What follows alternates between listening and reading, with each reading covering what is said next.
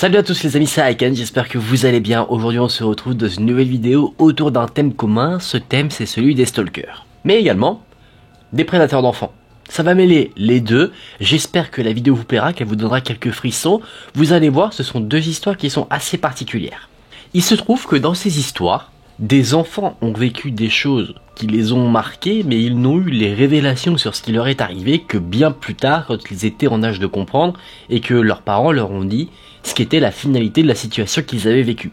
Quand ils étaient jeunes, leurs parents ont voulu les préserver, mais quand, plus tard, les souvenirs de la situation leur est revenu en tête, là on leur a révélé quelle était la vérité derrière ce qu'ils avaient vécu. Il y a une des deux histoires, j'ai un gros doute, que peut-être j'ai déjà raconté sur la chaîne, mais si je l'ai raconté, c'était il y a vraiment longtemps, donc ceux qui ont rejoint entre-temps ne l'auront sûrement pas entendu, mais j'ai des doutes. L'histoire me dit quelque chose, mais je sais pas si j'ai raconté quelque chose qui y ressemblait ou si je l'ai effectivement déjà raconté. Au pire des cas, ça fera un reboot, vous me direz en commentaire si ça vous dit quelque chose ou pas. Il est possible également que vous l'ayez entendu ailleurs, ou peut-être que moi je l'ai entendu ailleurs et c'est pour ça qu'elle me parle. Peu importe, on va pas se priver, on va quand même la raconter parce qu'elle est vraiment très intéressante et vraiment très frissonnante. Si la vidéo vous plaît, n'hésitez pas à laisser un j'aime sous la vidéo et à vous abonner à la chaîne. Si vous souhaitez me suivre sur Instagram, je vous l'affiche juste ici, n'hésitez pas, je poste des stories, des petits moments de ma vie hors YouTube que je partage, ou alors si vous le désirez, vous pouvez m'envoyer là-bas une histoire flippante qui vous est arrivée, quelque chose de mystérieux que vous n'expliquez pas, ça peut être du paranormal comme quelque chose de très concret, ou alors si vous souhaitez juste m'envoyer un sujet de vidéo que vous aimeriez que j'aborde en détail, n'hésitez pas à me le faire savoir, c'est avec plaisir que j'irai voir tout ça. J'espère que vous êtes bien installés, et si c'est le cas, on est parti pour se plonger dans ces deux threads d'horreur de Reddit. La première histoire que je vais vous présenter sera l'histoire de Johnny. Johnny était chez sa sœur avec sa mère et il regardait ses neveux jouer à l'extérieur de la maison. Ils étaient tranquillement en train de s'amuser à retirer l'écorce des arbres dans le jardin et ça a ravivé quelques souvenirs chez Johnny et en repensant un petit peu à ses souvenirs, il a dit à voix haute « c'est bizarre ». La mère de Johnny, assez intriguée, a demandé de quoi il parlait et c'est là que Johnny lui a raconté un de ses souvenirs d'enfance. Quand il était petit, il s'amusait dans une petite zone boisée dans le quartier. C'était vraiment un endroit où il y avait quelques arbres à peine, mais étant petit, il appelait ça une forêt. Il était là-bas en train d'attendre un de ses amis qui devait finir ses devoirs pour le rejoindre. Donc pour passer le temps, Johnny s'amusait à retirer l'écorce des arbres. Alors qu'il était en train de passer le temps comme il le pouvait, un homme sorti de nulle part est venu l'accoster. Dans un premier temps, cet homme a intrigué Johnny, mais pas dans le bon sens du terme. Il l'a intrigué parce que, avec lui, il ramenait une odeur horrible. Il ramenait une odeur très forte de tabac froid. C'est quelque chose qui mettait assez mal à l'aise Johnny, mais on lui avait toujours dit qu'il fallait être plutôt sympathique avec les étrangers, même si ils ne lui ressemblaient pas. Comprenez par là que ses parents lui ont dit d'être aussi sympathique avec quelqu'un qui pourrait être en costume, comme avec quelqu'un qui pouvait avoir des vêtements un peu délabrés. Johnny dit que cet homme ne semblait pas forcément vieux, mais il avait un regard assez vide. Ses dents et ses ongles étaient jaunes, donc il est facile à comprendre que cet homme n'était pas un homme qui prenait forcément soin de lui.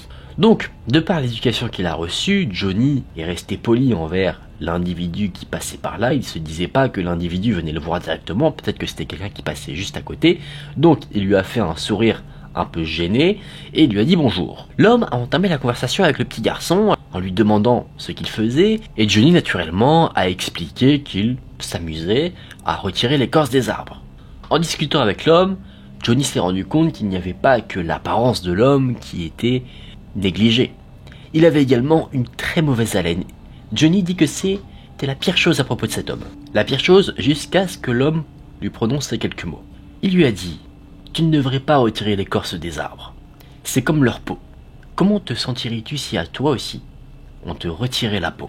Et juste après avoir dit ces derniers mots, il a attrapé le bras de Johnny, ce qui évidemment lui a fait peur. Johnny a répondu en bégayant un petit peu qu'il ne savait pas. Et là, la mère de l'ami que Johnny attendait sort de chez elle et appelle Johnny pour lui demander de rentrer dans la maison.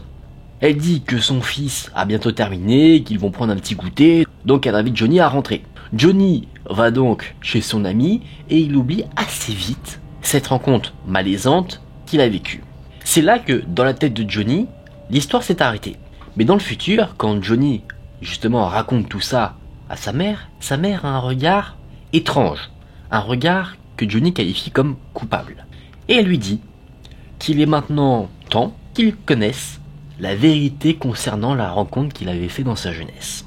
Elle pensait que Johnny avait totalement oublié ces événements, donc elle en a jamais parlé, mais voyant qu'il s'en souvient, elle décide de dire ce qu'il s'est passé réellement. Déjà, pour contextualiser un petit peu, Johnny dit qu'il vivait dans un quartier qui était assez petit, donc tout le monde se connaissait. Chaque voisin était un peu ami entre eux, et donc dès qu'il y avait quelqu'un d'extérieur au quartier, les gens le remarquaient. Il se trouve que la mère de l'ami que Johnny attendait le jour de la rencontre a remarqué, ce jour-là, que pendant toute la matinée et une bonne partie de l'après-midi, il y avait un van blanc devant sa maison qui se trouvait juste en face de la petite zone boisée où attendait Johnny en arrachant l'écorce des arbres. Elle trouvait ça assez étrange, mais elle s'est dit d'abord que c'était un visiteur. Ça peut arriver. Néanmoins, juste au cas où, et elle a bien fait, la mère gardait un œil constant sur le van et sur Johnny qui jouait un peu plus loin dans la zone boisée.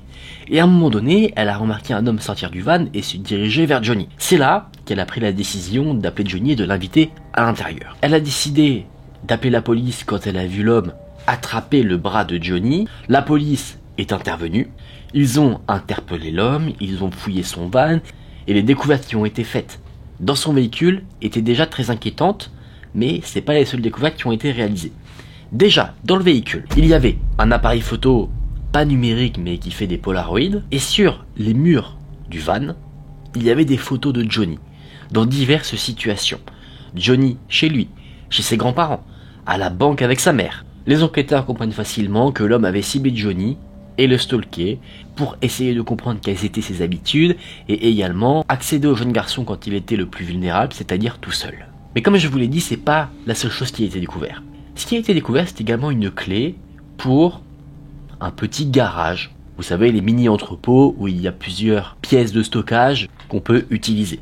La police a donc pris la clé, ils sont allés enquêter dans la pièce de stockage, et à l'intérieur, ils ont retrouvé une pièce remplie de couteaux de différents types. Couteaux de cuisine, couteaux de boucher. Vraiment, il y avait des dizaines et des dizaines de couteaux. Il y avait également des livres sur l'anatomie, beaucoup de rubans adhésifs et pas mal de seaux également. On comprend donc facilement qu'il y avait tout l'équipement à l'intérieur de cette pièce pour enlever quelqu'un, le maintenir contre son gré et pouvoir lui faire divers types de sévices, que ce soit des abus, de la torture. Et la pièce était également recouverte d'une bâche. Pourquoi une bâche? On peut supposer que c'est pour le nettoyage. Si beaucoup de sang coule dans la pièce, c'est beaucoup plus simple de jeter une bâche que d'avoir à nettoyer toute une pièce à la main. Johnny, évidemment, en apprenant tout ça, est sous le choc. Sa mère l'a rassuré en disant que l'homme avait été donc appréhendé, après cette découverte on ne le laisse pas dans la nature, et qu'il avait été envoyé dans un institut spécialisé pour criminels. C'est là que le témoignage de Johnny s'arrête. On est très heureux que les intentions de l'homme n'aient pas été couronnées de succès, parce que dans cette histoire, contrairement à beaucoup d'autres, où la personne qui raconte l'histoire arrive à s'enfuir et donc on ne sait pas quelles étaient vraiment les intentions de la personne, là on sait clairement que l'homme, il avait des intentions très malsaines vis-à-vis de Johnny, et on peut supposer que si jamais Johnny avait été enlevé, il aurait probablement perdu la vie sous l'emprise de cet homme. Ce qui est aussi assez effroyable, c'est que Johnny n'était pas une victime d'opportunité, c'est-à-dire que l'homme ne l'a pas vu comme ça seul et il allait le voir, c'était une victime qui avait été choisie. Donc ce qui rajoute de la tension à ce témoignage, je trouve, c'est qu'on sait que cet homme rôdait autour de Johnny pendant quand même quelques temps. C'était pas une rencontre qui s'est faite au hasard, c'est une rencontre qui a été forcée par le stalker. C'est un témoignage qui est tout bonnement effroyable et je suppose que Johnny, bien qu'il avait en quelque sorte oublié cette rencontre, avec toutes les informations qu'il a obtenues derrière, je pense que c'est quelque chose qui, a posteriori, le marque à vie. Maintenant, je vais vous présenter le témoignage de Scarlett. Scarlett nous dit que son père tenait un restaurant à côté d'une plage et bien qu'il était chef dans ce restaurant, il accueillait également le mercredi un événement en son sein, un événement en rapport avec les voitures, et le vendredi, il accueillait un événement pour des bikers. Généralement, sachant que le mercredi c'était jour d'école, Scarlett n'allait pas souvent à l'événement de voiture, mais par contre le vendredi, elle allait régulièrement à l'événement de bikers. Elle allait assez régulièrement, donc elle a commencé à sympathiser avec certains bikers. Elle adorait vraiment passer du temps là-bas parce que elle dit que ça cassait totalement l'image qu'on pouvait avoir des bikers, peut-être des gens assez froids et tout, alors qu'en fait elle a jamais autant appris les valeurs de la fraternité, de l'amitié qu'au sein de ce groupe de bikers. Il y a un des bikers avec qui elle a plus sympathisé que les autres, qui s'appelait Teddy, et c'était un très bon ami de son père, donc elle l'appelait généralement Oncle Teddy. L'événement de bikers se passait jusqu'à à peu près 10h du soir, donc elle étant assez petite, vers 20h, généralement elle commençait un petit peu à somnoler, donc ce que son père avait fait, c'était que dans l'arrière du restaurant, il y avait un petit matelas, qui était là que pendant l'événement de bikers, pour que Scarlett aille dormir si jamais elle était fatiguée. Teddy, lui, était un homme très sympathique, mais qui était une armoire à glace. Il était grand, très costaud, c'était un ex-marine, donc c'était la personne qu'il ne fallait pas embêter, mais avec ceux qui l'appréciaient, c'était un vrai nounours. En plus de ça, sachant que Scarlett était plutôt appréciée des bikers, on lui ramenait souvent des cadeaux, donc c'était vraiment à chaque fois pour elle des soirées où elle passait de très bons moments. Elle avait 6 ans, au moment où il s'est passé la chose qu'elle voulait raconter. Donc elle est allée à l'événement des bikers, tout se passait très bien, et vers 20h, elle commence un petit peu à somnoler. Donc son père lui dit « je vais te coucher », il l'emmène donc dans l'arrière du restaurant, et elle se couche tranquillement. Toutes les 15 minutes à peu près, soit son père, soit l'oncle Teddy viennent s'assurer que tout va bien. C'était quelque chose qui se passait en soi à chaque fois, c'est-à-dire que plusieurs vendredis, elle allait se coucher, et soit Teddy, soit son père venaient s'assurer toutes les 15 minutes que tout se passait bien. Alors qu'elle est endormie, elle sent une main sur son épaule. Elle ouvre les yeux, et elle voit un homme, qu'elle n'avait vu que très peu. Elle ne connaissait pas son nom, mais elle l'avait déjà vu de temps en temps. Cet homme se présente comme étant Sean, et il dit que c'est un ami du père de Scarlett et qu'il doit la ramener chez elle. L'homme semblait assez amical, souriant, et dites-vous bien que Scarlett n'a que 6 ans, donc elle ne sait pas discerner tout de suite s'il y a danger ou pas. Donc ce qu'elle fait, sachant que l'homme a dit être un ami du père, c'est qu'elle le suit. Elle se dirige donc à l'extérieur du restaurant. L'événement de bikers se trouvait derrière le restaurant, et l'homme conduit Scarlett devant le restaurant, là où les voitures sont garées. Elle le suit donc jusqu'à sa voiture, et Sean dit à Scarlett de monter à l'arrière.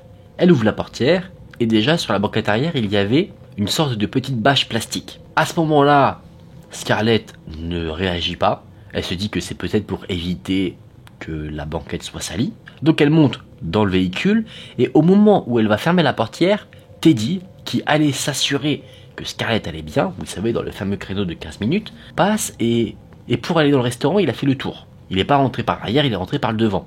Et il a été intrigué par la voiture, non pas parce qu'elle semblait étrange, mais vu que ça faisait du mouvement et que le restaurant devant était assez calme, naturellement son regard était attiré, et heureusement parce que c'est là qu'il a vu Scarlett lui sourire, et Teddy a compris que ce qu'il se passait, c'était quelque chose de pas normal du tout.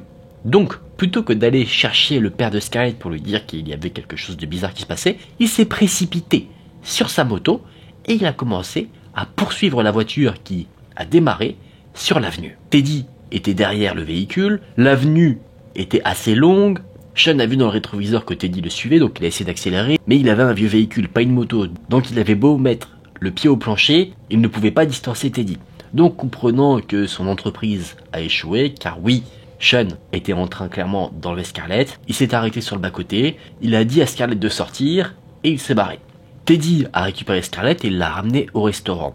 En arrivant au restaurant, déjà, la police avait été appelée et était présente sur les lieux. Scarlett, qui était dans le véhicule de l'homme, n'a pas vu si Teddy avait appelé la police ou le père alors qu'il était sur sa moto, mais en tout cas, la police était là quand elle est revenue. Elle était encore un petit peu dans les vapes, elle était encore dans un demi-sommeil, donc elle ne se souvient plus trop de ce qu'il s'est passé, c'est assez flou, mais ce qu'elle se souvient, c'est qu'on lui a posé des questions, on lui a demandé de décrire physiquement l'homme pour en faire un portrait robot. Teddy, lui, avait la plaque d'immatriculation de l'homme parce qu'il se trouvait derrière le véhicule. Il a pu faire également une description du véhicule. Et la seule chose qu'elle sait, c'est qu'un avis de recherche a été lancé concernant le véhicule et l'homme. Et c'est tout. C'est 8 ans plus tard que Scarlett a eu des révélations alors qu'elle était âgée de 14 ans, car son père a estimé qu'elle était maintenant assez vieille, assez âgée pour savoir ce qu'il s'était passé. Il se trouve que Teddy avait remarqué Sean plusieurs fois à l'événement de biker rôder autour du restaurant. C'était un homme qui était un client régulier dans le restaurant, et il se trouve qu'il observait Scarlett depuis environ 1 mois, et c'est pour ça qu'en fait il connaissait certaines informations sur elle qui l'ont mise en confiance.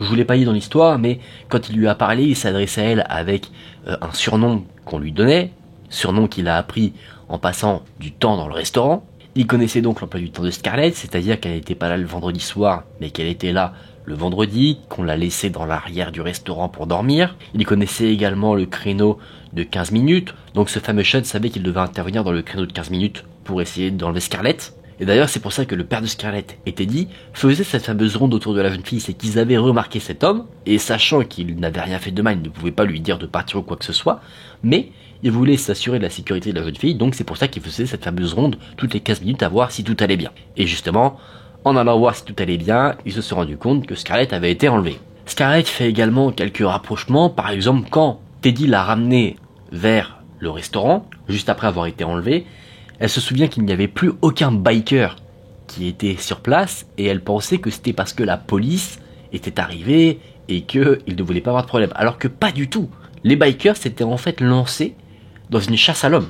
Ils étaient tous partis pour essayer de retrouver le fameux Sean et le livrer aux autorités compétentes. Apparemment, cet homme était déjà connu des bikers aussi parce qu'il fréquentait un de leurs bars qui se trouvait dans la ville. Scarlett a demandé à son père ce qu'il était ensuite advenu de la situation et son père a juste répondu, ils l'ont trouvé. Est-ce que derrière ils l'ont livré aux autorités compétentes ou est-ce qu'ils lui ont fait la peau? Ça, on ne le sait pas. C'est là que le témoignage de Scarlett s'arrête. C'est un témoignage à la fois horrible, mais à la fois très beau dans la finalité. Je m'explique. Ce qui est beau, c'est pas l'enlèvement, ça c'est horrible, on est d'accord. Mais ce qui est beau, c'est de voir le dévouement de tous ces bikers pour rendre justice. Ça, je trouve que c'est quelque chose d'incroyable. Après, s'ils ont retrouvé l'homme, évidemment, la vengeance n'est pas une solution en soi, donc on espère qu'ils n'ont pas fait la peau et qu'ils l'ont livré à la justice pour qu'il soit inculpé pour ses méfaits. Peut-être que la justice aurait mené une enquête et qu'on aurait vu qu'il avait tenté de faire ça à d'autres personnes. On sait pas, peut-être qu'une enquête aurait permis de découvrir d'autres choses. Qui sait? On va spéculer sur quelque chose de dramatique. Admettons cet homme kidnappait beaucoup d'enfants et les enfermait, je sais pas, chez lui par exemple. Eh bien, si on le tue, on ne peut pas retrouver les enfants. Si on le livre à la justice et qu'une enquête est menée, on peut les retrouver. J'espère que vous voyez où je veux en venir. En tout cas, témoignage horrible. Ça, vous en conviendrez évidemment, l'enlèvement d'un enfant. On a comme pour la première histoire, une partie stalk où on sait que l'homme a analysé Scarlett pour déterminer quel était le meilleur moment où l'attaquer. L'attaquer entre guillemets. Sacrée histoire. Et voilà les amis, on en a fini pour ces deux histoires. J'espère qu'elles vous ont plu. Ce sont des histoires qui sont dramatiques. Il aurait pu se passer vraiment le pire. Fort heureusement, dans une histoire comme dans l'autre, tout s'est arrangé. Les malfaiteurs ont été mis hors d'état de nuire. On sait qu'il y en a un qui a été envoyé dans un institut spécialisé. L'autre, c'est un peu plus flou. En tout cas, on peut supposer qu'il a passé un sale quart d'heure. J'espère que cette vidéo vous a plu, en tout cas, si c'est le cas, n'hésitez pas à laisser un j'aime sous la vidéo et à vous abonner à la chaîne. Je vous laisse également de nouveau mon Instagram juste ici si vous souhaitez aller faire un tour là-bas, n'hésitez pas à me suivre, ça fait toujours plaisir de voir tous ceux qui me rejoignent là-bas. C'était un plaisir pour moi de vous partager ces histoires, j'espère que vous avez passé également un bon moment. Je vous dis à très vite dans une prochaine vidéo, prenez soin de vous, c'était Aken, salut!